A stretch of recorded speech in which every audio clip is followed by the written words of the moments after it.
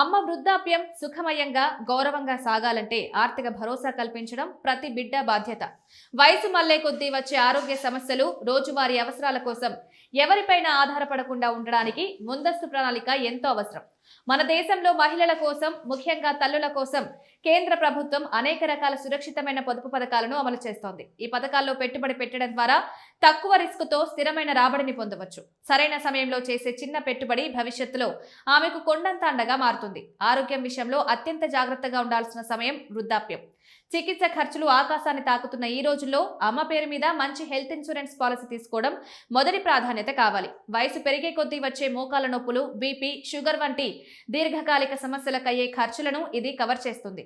ఆసుపత్రిలో చేరాల్సిన పరిస్థితి వస్తే ఆర్థికంగా ఇబ్బంది పడకుండా ఈ బీమా రక్షణ కల్పిస్తుంది. చిన్న వయసులోనే పాలసీ తీసుకోవడం ద్వారా తక్కువ ప్రీమియంతో ఎక్కువ ప్రయోజనాలు పొందే వీలుంటుంది. సాంప్రదాయ పొదుపు పద్ధతులతో పాటు ఆధునిక మార్గాలను కూడా పరిశీలించాలి. అమ్మ పేరు మీద మ్యూచువల్ ఫండ్స్ ద్వారా సిప్ ప్రారంభించడం వల్ల దీర్ఘకాలంలో భారీ నిధిని సమకూర్చవచ్చు.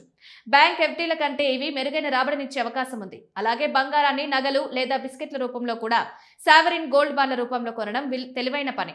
దీనివల్ల బంగారం ధర పెరగడంతో పాటు ఏటా 2.5% వడ్డీ కూడా అదనంగా లభిస్తుంది. భౌతిక బంగారం లాగా దీనికి తరుగు, మజూరీ ఖర్చులు ఉండవు. ప్రభుత్వ పథకాల్లో సీనియర్ సిటిజన్ సేవింగ్ స్కీమ్ అత్యంత ప్రజాదరణ పొందింది.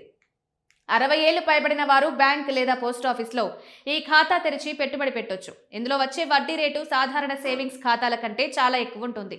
ప్రతి 3 నెలలకు ఒకసారి నిర్ణీత ఆదాయం అందుతుంది. మహిళల కోసం ప్రత్యేకంగా ప్రవేశపెట్టిన మహిళా సమ్మాన్ సేవింగ్స్ సర్టిఫికెట్లో కూడా 2 లక్షల వరకు పెట్టుబడి పెట్టొచ్చు. ఇందులో లభించే చక్రవడ్డీ ప్రయోజనం వల్ల పెట్టుబడి వేగంగా పెరుగుతుంది. చివరగా సాధారణ ఫిక్స్డ్ డిపాజిట్లు కూడా సురక్షితమైన మార్గాలే. బ్యాంకులు సీనియర్ సిటిజన్లకు సుమారు 0.5% నుండి 1% వరకు అదనపు వడ్డీని అందిస్తాయి. అవసరమైనప్పుడు ఈ డబ్బును వెంటనే వెనక్కి తీసుకునే వెసులుబాటు ఉంటుంది. ఇలా వివిధ రకాల పథకాల్లో పెట్టుబడులు విభజించడం ద్వారా అమ్మకు ఆర్థిక స్వాతంత్రం లభిస్తుంది. ఆమె అవసరాల కోసం ఎవరిని అడగాల్సిన పని లేకుండా తన ఆత్మగౌరవాన్ని కాపాడుకుంటూ ప్రశాంతమైన వృద్ధాప్యాన్ని గడిపేలా మనం బాటలు వేయొచ్చు.